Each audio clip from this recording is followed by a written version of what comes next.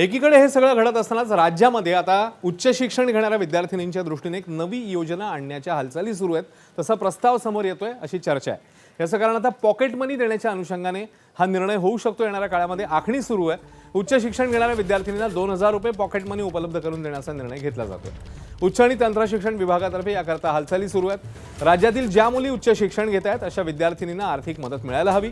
त्यासोबतच शिक्षण घेत असताना त्यांचा आत्मविश्वास वाढावा या दृष्टिकोनातून राज्य सरकार प्रयत्नशील आहे। कमवा आणि शिका या धर्तीवर महिन्याला 2000 रुपये देण्याबाबत उच्च आणि तंत्र शिक्षण विभागाचा विचार सुरू आहे। यामुळे उच्च शिक्षणाचं प्रमाण वाढेल अशी सरकारला आशा आहे। या निर्णयाचा राज्यातल्या 12 लाख विद्यार्थिनींना फायदा होईल असा दावा सरकारने केलाय।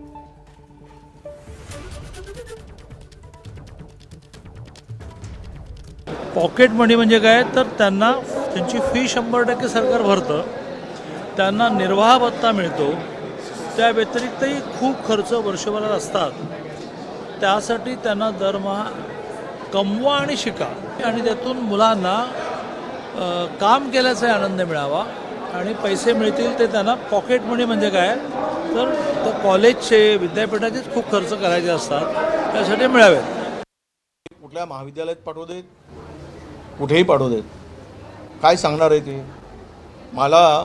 आमच्याकडे एक गडचिरोलीला गोंडवाना विद्यापीठ आहे। त्या गोंडवाना विद्यापीठामध्ये कुठला अभ्यासक्रम सुरू करावा? ज्योतिष्यशास्त्र।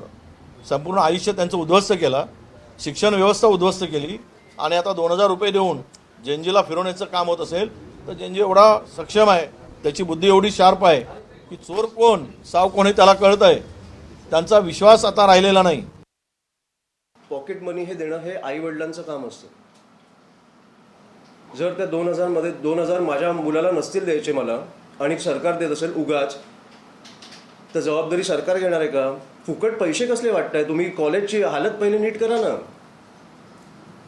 कॉलेज लेवलला तुम्ही फुकट पैसे देताय।